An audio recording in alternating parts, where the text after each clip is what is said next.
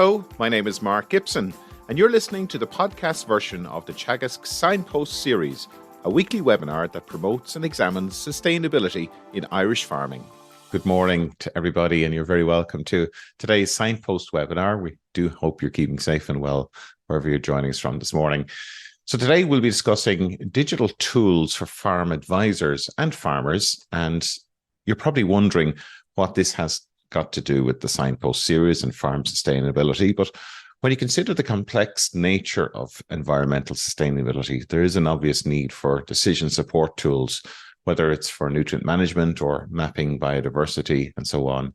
So we are delighted to be joined this morning by Dr. Raquel Caetano Ferreira, who is a postdoctoral research officer with Teagasc and project manager of the Fair Share project, which is a 5-year EU-funded program which aims to ensure that farmers and advisors and their organizations effectively use digital tools and services for supporting a more productive and sustainable agriculture. So Raquel, you're based in Ashtown. Could you tell us a little bit about yourself and the work you're doing on this project? Well, good morning to all that are joining us, and thank you for the introduction. My background is in forestry, and I also worked in nature conservation in Portugal. And my family has a background in farming, so it has been a really pleasure to come here and work in Fair Share, not only to learn with others, but also to see what it has been doing and towards a more sustainable agriculture in Europe, because this is a European project with many partners, as I will explain further in my presentation, that allows us to have different perspectives and see what are the main constraints within different realities as well. And Raquel, I understand your family had a history with Teagasc before you joined. Is that right? That is true. My mom actually, she did part of her PhD in Teagasc in 1986.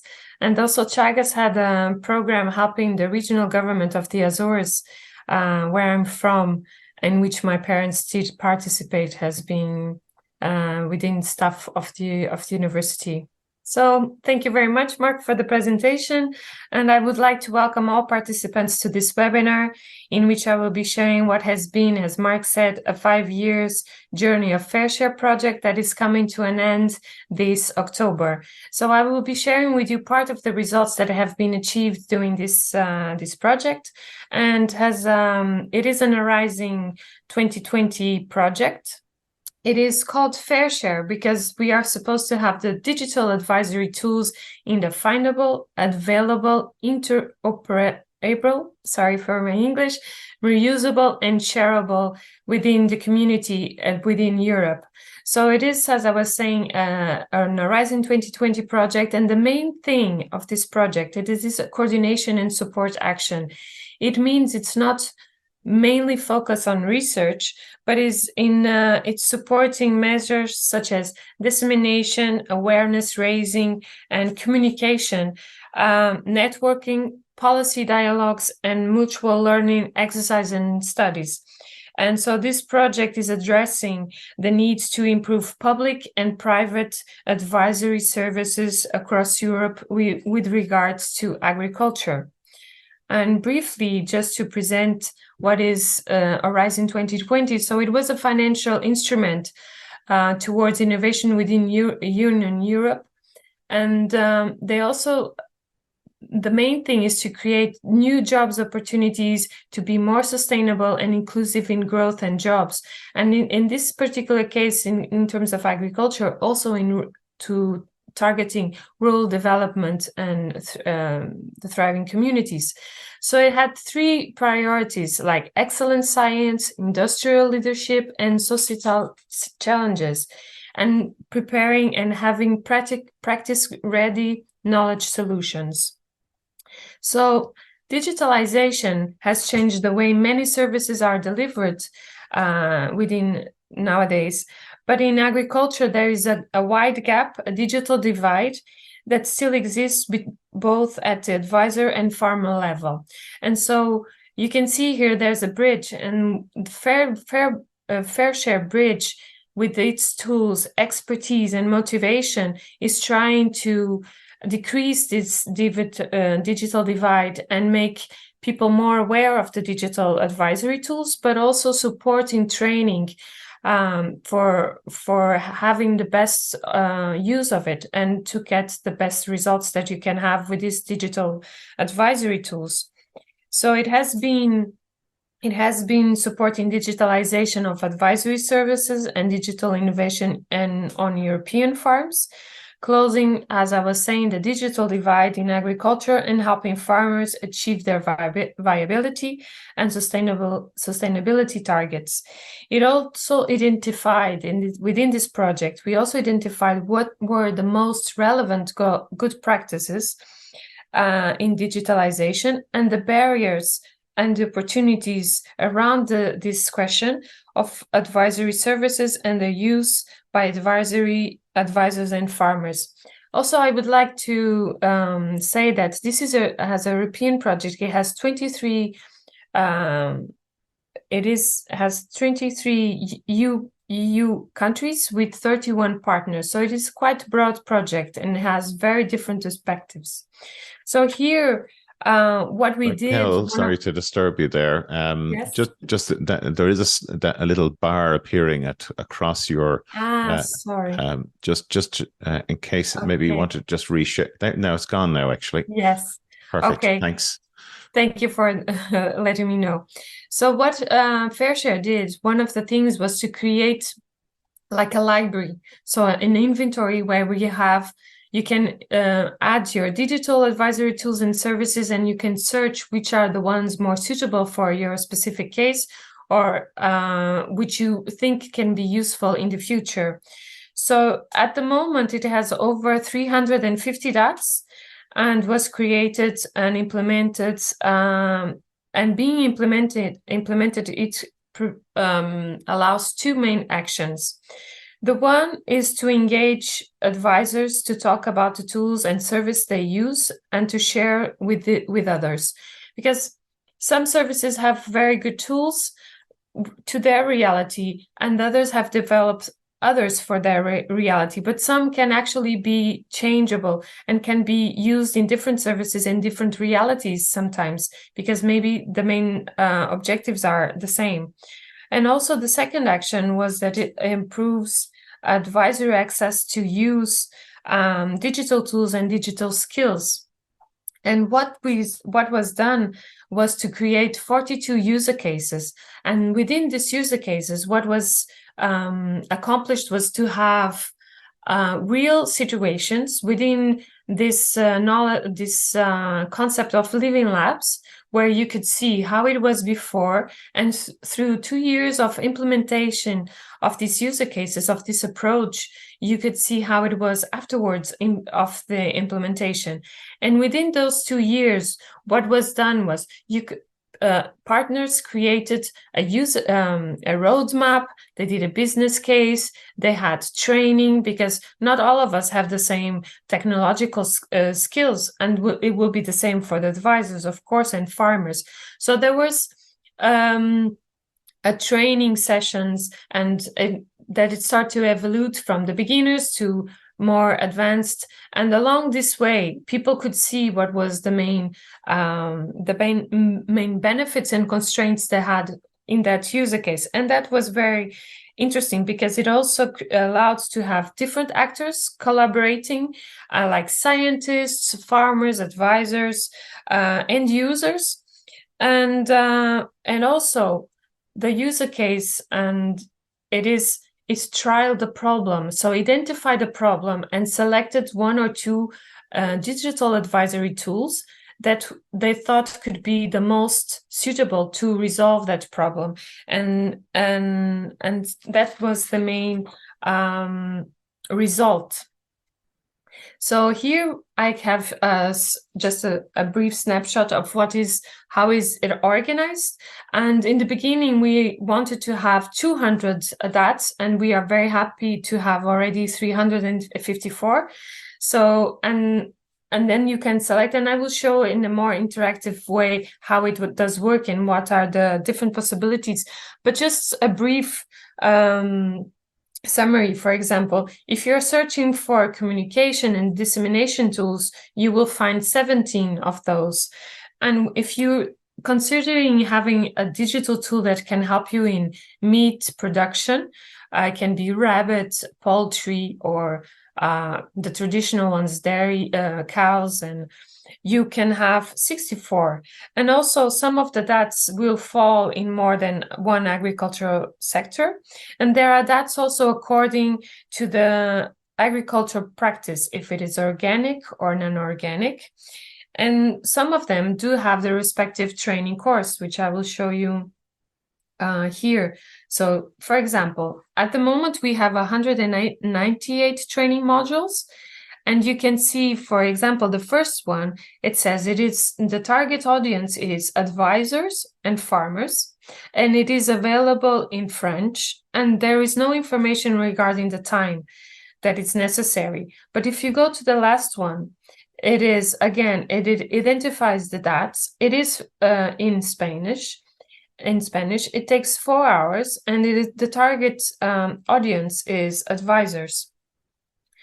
And here you have in bigger detail, it is the type of, what is the main objective, what is the type of training, in this case is distance learning, what are the supporting materials, it is a user guide by PDF, PDF document, the necessary equipment, the computer, the internet, what are the keywords, so in this case is herbicide and weed management.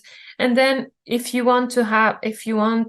have questions, you can contact them through the email, and then you have links with the additional information. And so here I will just do a brief, so this is the user case map.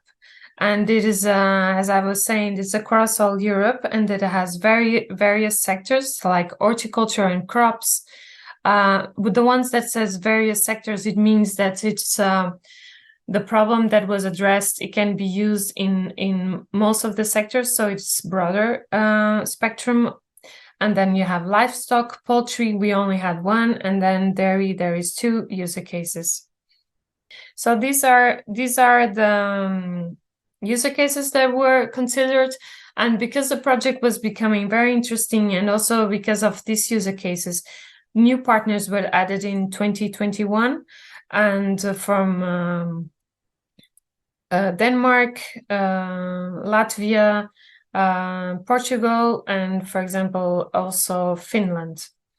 And here I have a video that, oh God, that it will show. And just summarizing what is the user cases and how they have been useful.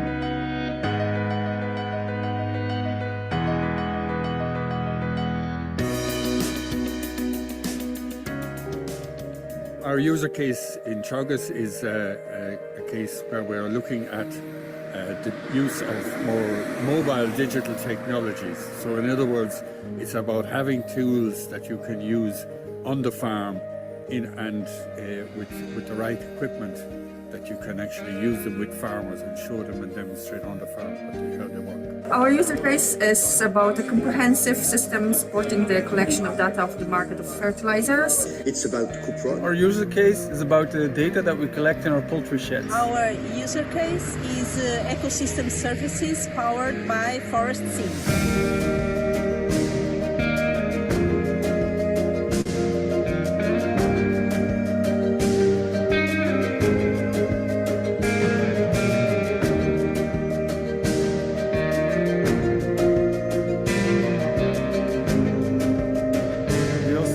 That the other user cases are also struggling with the same issues. Change energy, change experience, and learn about how to spread our platform Forest Sim and help forest owners and advisors to communicate more the benefits of this platform.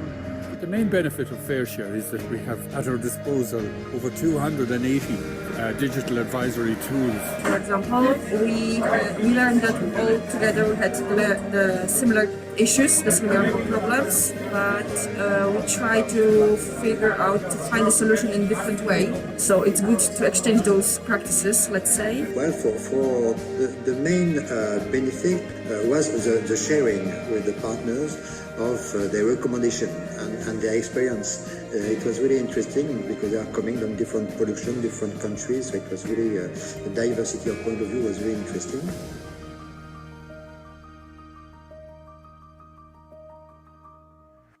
Learn more in FairShare.inventory and follow us on our social media to stay updated.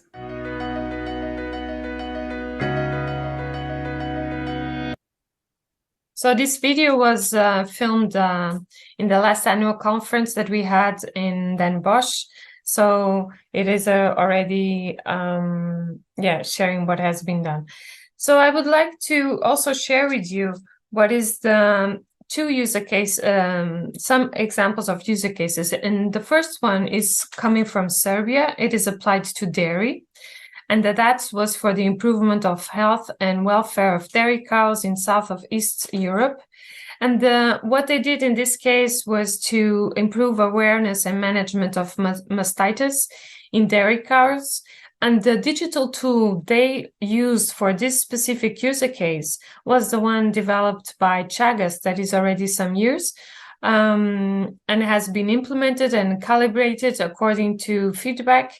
And so they used it in their user case and this is an example of how they can be transferable and also reusable for other partners. The other case, user case is from Patriosk Selskab from Denmark. They have created their digital advisory tool. It is DigiWeed, and it is to target herbicides treatments, for example, for weed control in crops. So they have been using this for quite long, and they are very happy with the results, and they have been implementing it in a way that it can be more sustainable for the environment because less herbicide is being spread, but also has an economic benefit for the farmer, and it is targeting what is the problem, so it doesn't have so many side effects and impacts that normally having a wide spread herbicide will have in the field.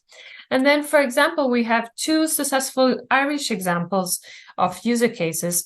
Dicta was the digital agricultural advice developed by Teagasc, and it is within various sectors, because what they did in this case was to trial two advisory regions with new tablet computer devices with internet access to bring digital solutions to the farm in the field. Because if you go with a tablet, you can easily handle it in your hand, and then you can show, for example, if you're speaking with the farmer, you can show, for example, maps. It's very easy to show, it has a positive visual impact. But whereas if you go with your computer, first you won't get internet, and then you bumbling with it in your hand, it can fall. If it was with me, it would fall for sure. And so this is a very practical way to give advice in the field and to discuss with the farmers. So they have very good results also.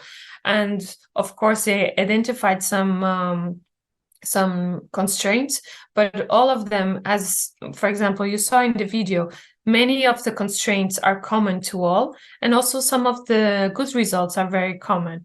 And the other one was, the other Irish user case was the Agricultural Consultants Association. So the challenge was to test and adapt the Teagasc slurry storage capacity calculator in the Irish private consultancy, agri-consultancy network. So what they did, they developed, they had this user case, they had 20 advisors trialing it in 5 farms. So in a total, 100 farms were trialed with this digital advisory tool. And what the it is interesting because I spoke before about training, and that not everyone is within the same level. So they said that many participants within this user case expressed the need for initial training and ongoing support to help them understand how to use the digital advisory tools effectively. And this was common across all the user cases. And that's why the project also had a very important, a very important part that was the training, and stressed a lot the necessity for it.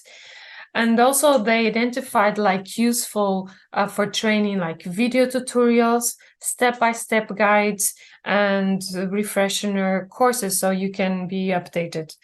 And also they, as a result, they say that this tool allowed their advisors to give their customers important information about nutrient management, while also encouraging them to complete such assessments of farms. And finally, I will pass the videos at the end, unfortunately, because it's not working as well. But for example, we will have this modules, and that there will be online, and so it's for the training, for adult training, and also how to use the digital advisory tools. But I would like to stress the importance of the last one, module 3, which is the importance of sharing knowledge, of storytelling, and that is very interactive, because it's a two-way interaction between a storyteller and the listeners that are connecting with each other, and they are sharing knowledge, they are sharing concerns and what could be possible solutions. And for that, I would like to invite you to come to the Plowing Championship stand for FairShare, and also within Teagasc, where you can question and discuss with the Teagasc advisors how, by joining the digital revolution, that is the use of DATS in agriculture, what are the benefits for farmers, which are the access to information to manage and grow their farm business in an efficient way. And also, lastly, you can also visit the website, where you can have the user cases, the good practice videos, and also more information can be found that you can explore, like, for example, the cross visits, that it was something that was very interesting with this project, because different user cases went to visit people from different user cases, went to visit other user cases, has a cross visit, and they could exchange information and try to help with the other user cases, with their problem, with their concerns. And also, and finally, it will be a pleasure if you could come and participate at FairShare Final Conference that will be held in Saloniki in Greece. And it will be next October, the 2nd and the 3rd. And also will be a back-to-back event with Smart Agri Hubs. So there is also a possibility to interact with other projects within digital revolution and digital advisory tools. And now I will just briefly present what I had more interactive and more interesting. So just not for be myself speaking. And it'd be also interesting to find out those modules as well, Raquel. They look interesting to find those on the site. So now we have, I can show you the different DATs. And then you can select language. I promise I won't select Portuguese, as I'm Portuguese, but I will select English. And then you have here the English digital advisory tools. And for example, if you want to choose an agricultural sector, if you want to, for example, animal production in general, you will see here what are the main digital advisory tools that are within that concern, within that matter. And then, for example, you go down and they will say how many tools there are. In this case, there are exactly 25. But then, for example, if you want to come and hear what are the challenges addressed, and we can put here CAP management, and you have 3. So it allows you to explore all these kind of things. And I've also, noticed, Raquel, that some of the apps that you're showing there are freely available as well. The likes of, yes, are using commonly available they are platforms free. likes of Google Web Maps and stuff like that. Yes. And for example, the one that we were speaking about, the ACA example, and you can come here and it is who uploaded. It is applied in Ireland, but it can be trialed in other cases, and it is in English. And then who is the provider, and then who is it for? And in this case, for farmers, cooperatives, agronomists, and advisory services. How it works. So it has a small introduction and why to use it. So it has here what are the benefits from using it and what are the challenges addressed. So this is very intuitive tool and inventory to use. And for example, if you want, you have here what are the delivery modes, and also, for example, the category. If you want radio, social media, analysis, benchmarking, e-mapping, for example, we can have here. And then, for example, this one, it is from Spain. And then you can have more information on how it is. It is in Spanish in this case. And again, who is it for and how to use it. And this one is also free to use. And here I will present to you, I was speaking about the good practice videos that were done, that were made, during the project. And this is the one that supports climate change and mitigation and adaptation, because there are several digital tools with this main objective.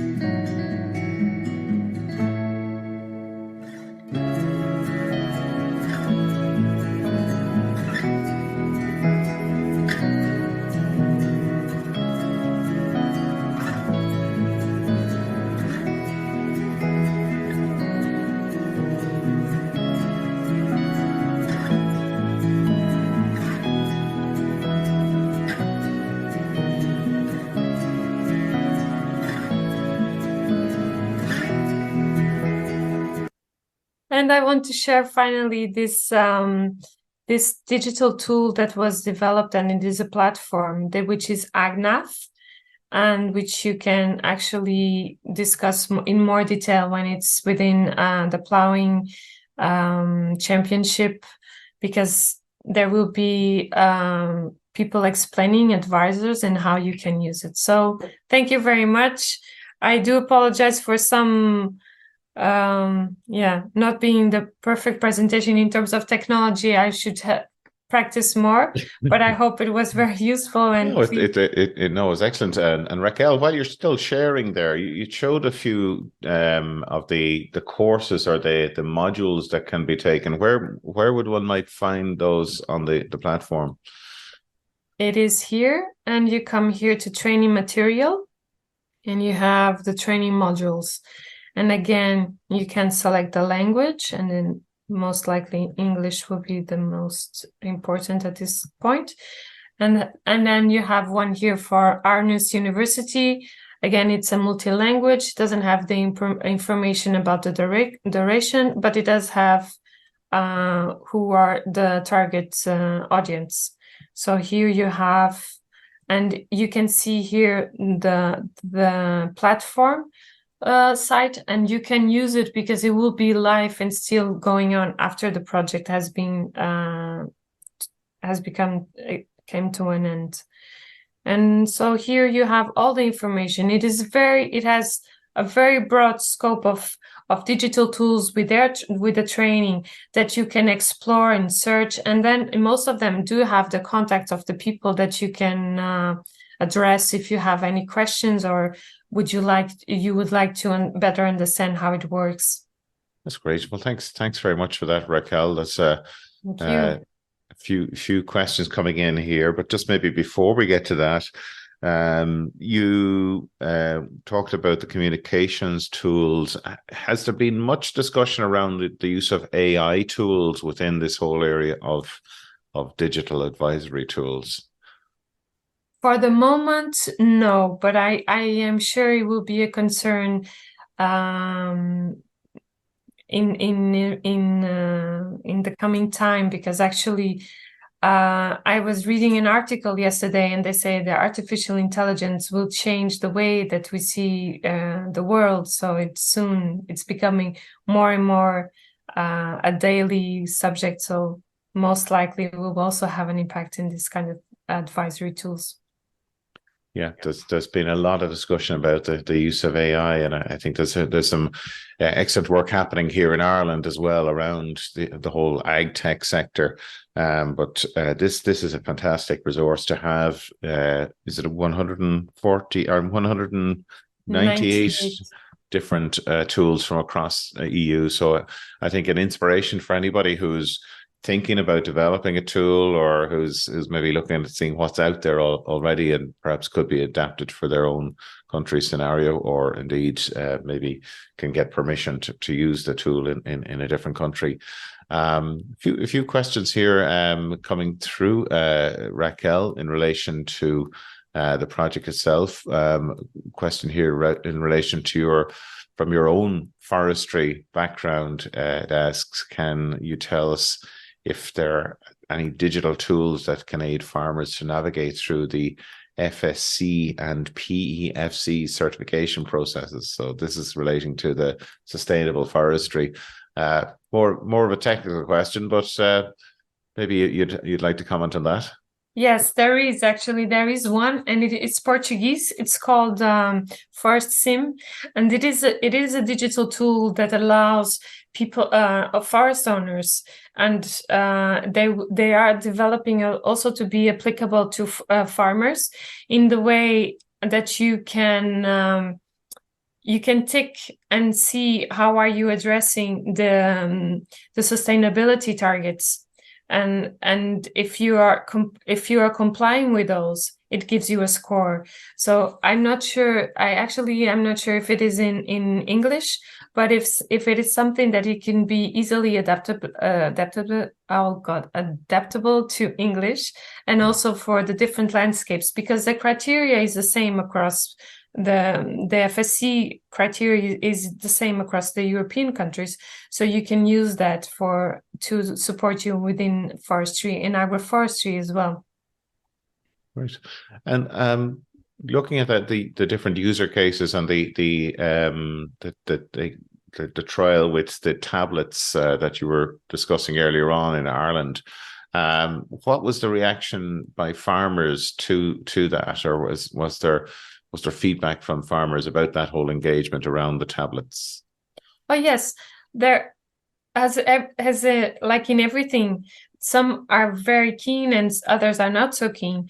But for many advisors said the farmers, they were very happy to see the results and to discuss in the field looking at the maps, and it is very visual, you see, and it allows to have a good perception of what is going on.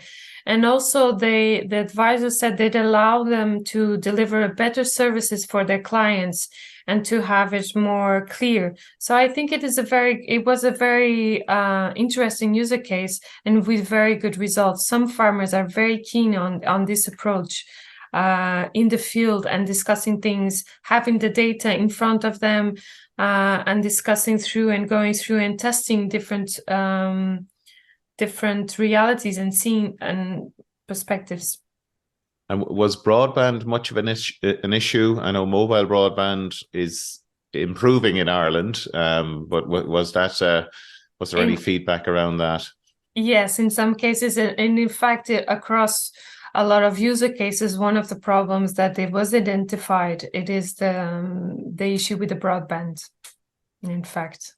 So that I presume is one of the recommendations from the project, is for our telecommunications companies to improve the quality. But look, generally, I think it is fairly positive in Ireland, but maybe there are some black spots around the country.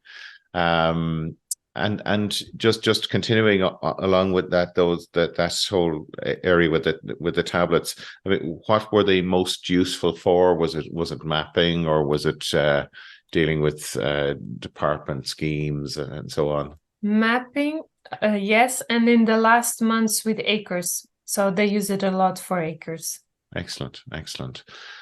And were there any specific recommendations? I know that the project is coming to a close now, and you'll have the final conference next month. Were there any other recommendations, having gone through the 5 years and collecting all of these different advisory tools from across Europe? Will the project be producing a set of recommendations for policy or for advisory services? Yes, there is, of course, recommendations based on the evaluation that was made for every user case, and in this case, 42 user cases. And many aspects are common within them, and others are very particular. For example, you were speaking about the broadband. For the broadband in Lithuania, it's much different from the one in Ireland, and for sure different from the one in France. So those are particular issues to the country. But then other issues that everyone thought it was very interesting. First is how to engage and make people aware that these tools exist and how they can use them. And when we come to this, the next thing that comes more often is the importance of training. And how do you deliver the training? Some people agree that it can be distance learning, but also they would like to have together, like they did in the cross visits, and change ideas. It is much better if you have an interactive with person to person that you discuss. So these are important things to have in mind. And like we were discussing the other day, ACEs. It is interesting, but it has to be broader in this sense that it allows more personal communication and interchange of knowledge, good practices, and what are the things that you can do together in co-creation. And also another thing that was very interesting, that they believe that it is not someone that creates an advisory tool. It is good that it's co-created between the advisors, the farmers, and maybe the IT. So together you come with a better solution than just like having that and then you use it. But then if you do it together as a team and you discuss the aspects and you reflect on those, it is much better in terms of how it will be applicable and the use of and being used. Yeah, well, I totally agree with that principle of engaging with your end users from the very beginning. It's really crucial to having a product that's usable and relevant, of course. Pat, some interesting questions coming in there from our audience. So there's a question there. What is the governance structure around the tools, and how do you ensure that information shared is appropriate, up to date, and best practice? I presume that's more around the individual developers, making sure that they're cooperating in a way and making sure that there's a degree of customization, etc., that may be required across national boundaries. in how do you share the information? Well, I suppose how you share the systems and that are being developed, if you can share them across different, I suppose, different countries in particular, Yes, to of make sure course. that you have the structures in place to allow you to use it and to make sure that it's appropriate. Yes, so this is why this is what they had for the user cases, doing it in different countries, different legislations, different governance how you say backgrounds.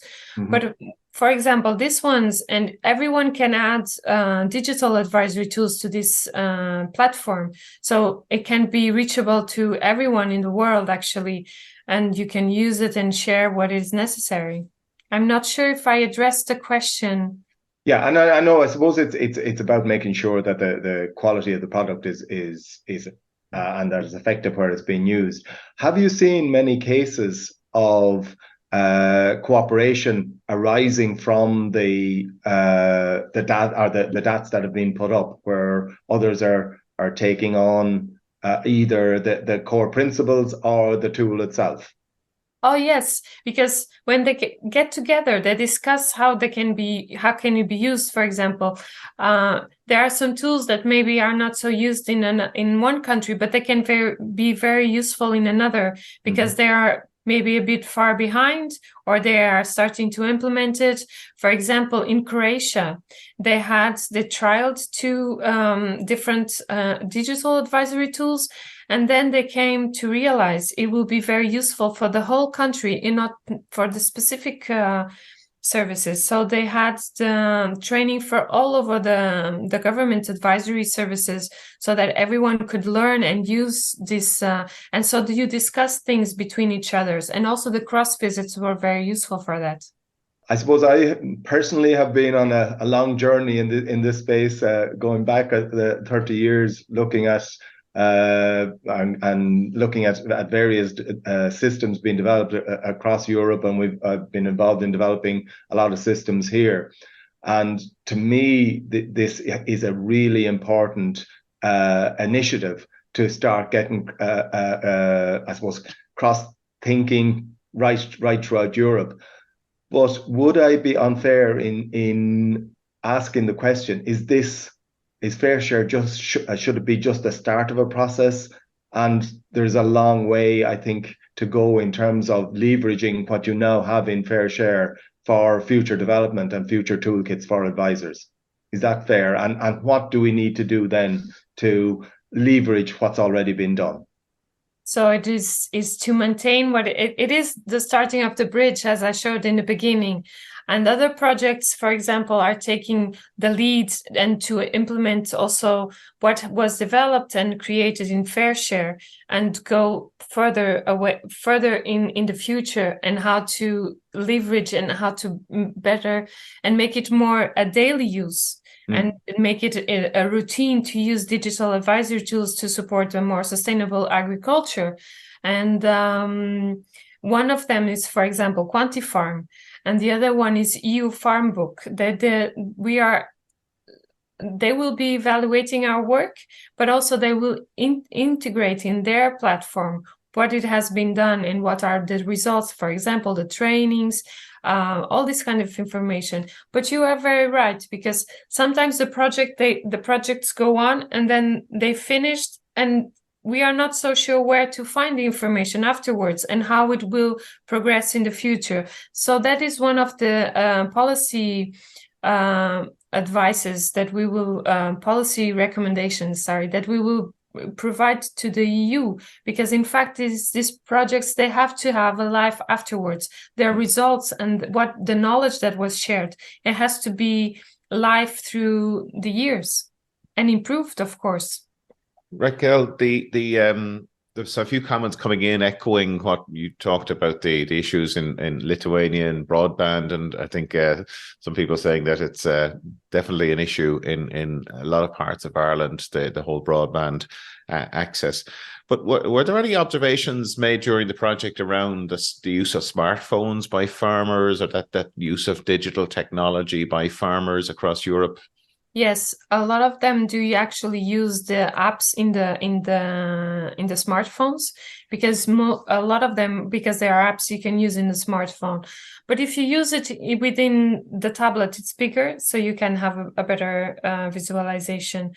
And indeed, the broadband in rural areas, it is a concern, and it is something that is within the EU strategy to improve the rural communities and for a better development. So I am sure that in the coming years it will be improved substantially.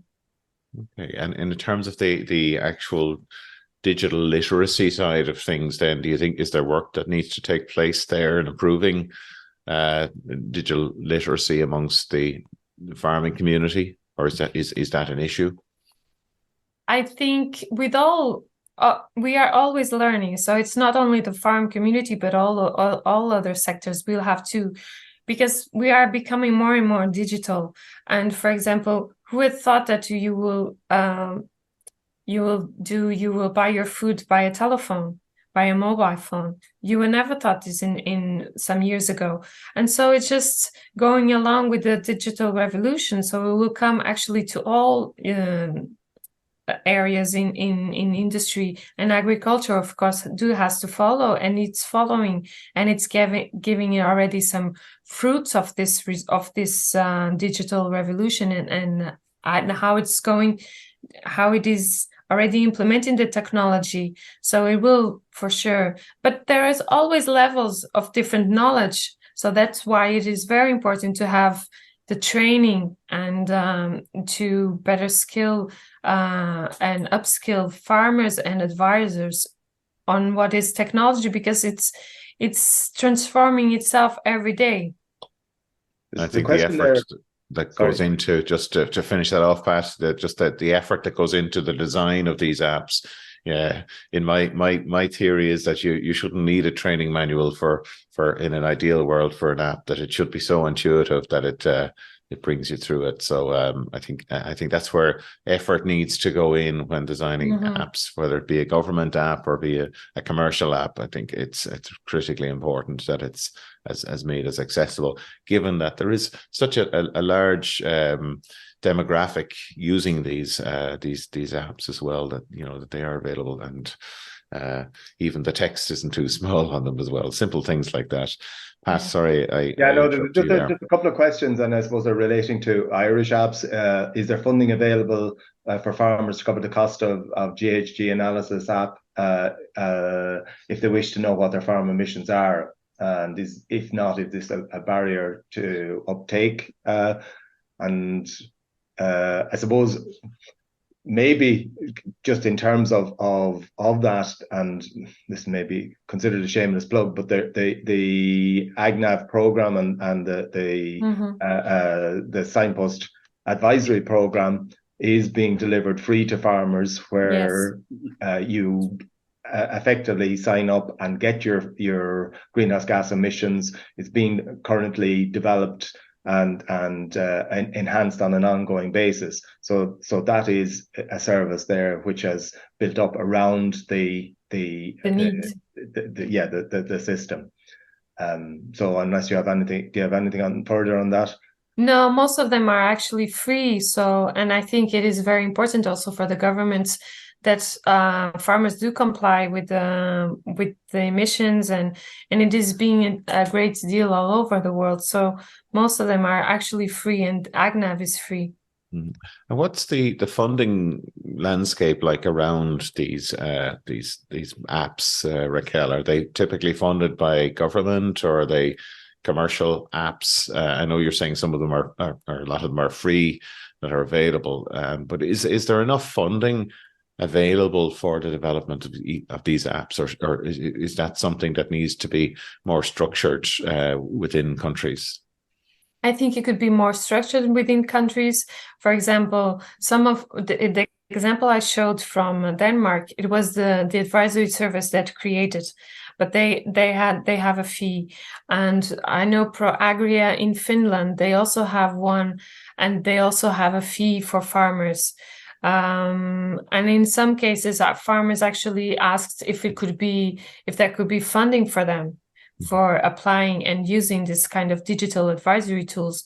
And at the moment that I am aware, I don't know, but maybe it will be something that will arise in the coming future. Because if you have more extra expenses, if you want to have a more sustainable agriculture, and if you also, for example, if more demands are made to farmers, as for example ecosystem services, these kind of things, maybe could be an important aspect to stress within the European Commission for funding for the future in this on this matter. We have a more controversial question here, and I'm going to ask you to take off your Teagasc hat for a moment, and to ask you, how do the Irish digital advisory tools compare with other countries? Well, there are 355, so I don't know, but I can say that they are good because actually they were trialed by other countries. So it means that in these countries they didn't have something developed that they had to use and trial the ones from Ireland. So I do think the ones made by Teagasc are in a good stand and are actually good tools, and then can be applied in other countries, like the one from Status. Mark, that's almost like asking her which of her children does she prefer. Very undiplomatic. Just in terms of ongoing funding and the hope for ongoing funding, is there a work being prepared in terms of a follow-on projects? That will be discussed soon, but Okay. there is some follow-up projects already being running. For example, as I mentioned, Quantifarm and also EU Farm Book. But that will be discussed also for the future, and hopefully it will have a continuation. Okay. Really. Sorry, go ahead, Pat.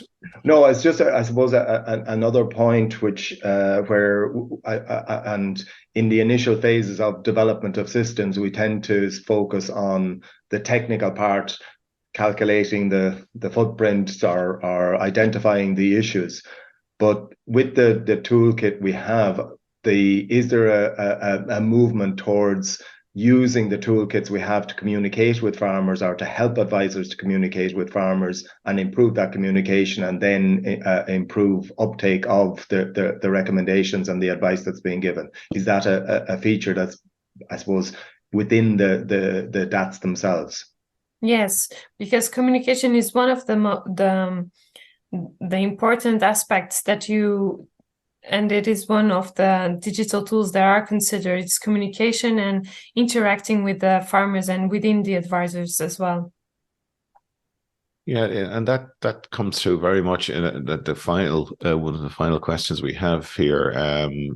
Farmers, rural isolation is an issue, we know, in many parts of Europe, and there's a concern from this particular audience member that, you know, by putting in digital devices in between farmers and their advisors, are we affecting that relationship, and by not speaking to a live person, or buying your food at the market? I presume this person refers to online shopping and so on. So were there any observations around that social impact of digital tools, or even your own observations? I think because they don't replace the advisor. They are a tool for a better management, but they won't replacing it. But they can be very important aspects of it. For example, you were speaking about buying the supermarket. In this kind of things, yeah, you do lose. But in this particular case within agriculture, you always have to discuss a little bit the results, because I think it's the essence. It is a tool, but it is a way to get to, and also it is a way to monitor how you are. I can give you an example from Austria. they were having they want to have small short supply chains. So what they did, they developed this tool and tried to connect the farmers with government agencies, not agencies, for elderly houses. So they tried to have this and try to see what they needed for the canteens. So now they are working together. And for example, some farmers they do plan their crops according to what was asked in the past 2 or 3 years within these canteens. So they are working together. It was a tool to monitor and to assess, to do an assessment on what were the needs and how you could help within the community. So it doesn't replace, it is a tool. And it has been very important in this specific case. And I'm sure other cases are as well. Okay, Raquel, we're just coming up on time. Pat, unless you have any further. Just one comment, and I suppose we always talk about farmers being isolated, but to a degree, our agricultural advisors can be, particularly in individual countries, can be a bit isolated. And I certainly would like to heartily congratulate quite a number of people under a good bit of leadership from Tom Kelly in terms of bringing together not just this project, but a lot of projects and organizations to bring together advisory personnel across Europe, because I suppose we're an island. We have been very isolated. I think a lot has been done there to improve that situation. It's a huge help. A lot of our private advisors in particular are quite isolated, and I think there's a lot more to be done, but a huge amount of work has been done, and congratulations to those who have been involved in that. Yeah, no, I'd like to echo that. And like you say, Tom Kelly, who was the brainchild, I think, of this particular project in the start, huge congratulations to Tom on this successful project, and Raquel, to you and your team for bringing it to the point of completion in October, and best wishes in that final launch. Thank you very much. And thank you again for joining us this morning. And just, you mentioned the ploughing championships there. We do hope that anyone who's on today will come and visit us at the Teagasc stand. It'll be the largest stand we've had in some time, and the overall theme this year is science supporting farmers, with interactive exhibits addressing every aspect of farming. So do come and visit us next week. You can Google the stand number, and also you can Google the Fair Share project. There's a full the website is openly available to anybody who wants to find out more about the tools, the modules, and various outputs from the project as well. So next week, we're going to be joined by Professor Maeve Henshin and Dr. Jennifer Attar, who are with Teagasc and MTU, and we're going to be talking about a project called AgroBridges, and around talking about the challenges and solutions to developing short food supply chains. So do join us next week for that really interesting area of short food supply chains, which I think is going to become more and more important into the future. So until then, enjoy the weekend, and we will talk to you all next Friday morning. You've been listening to the podcast version of the Teagasc Signpost Series, the weekly webinar that promotes and examines sustainability in Irish farming. Don't forget to join us live every Friday morning for our latest webinar. For more, visit teagasc.ie. And you can also rate, review, and subscribe to the Signpost Series on Apple Podcasts, Spotify, or wherever you get your podcasts from. I'm Mark Gibson, and thanks for listening.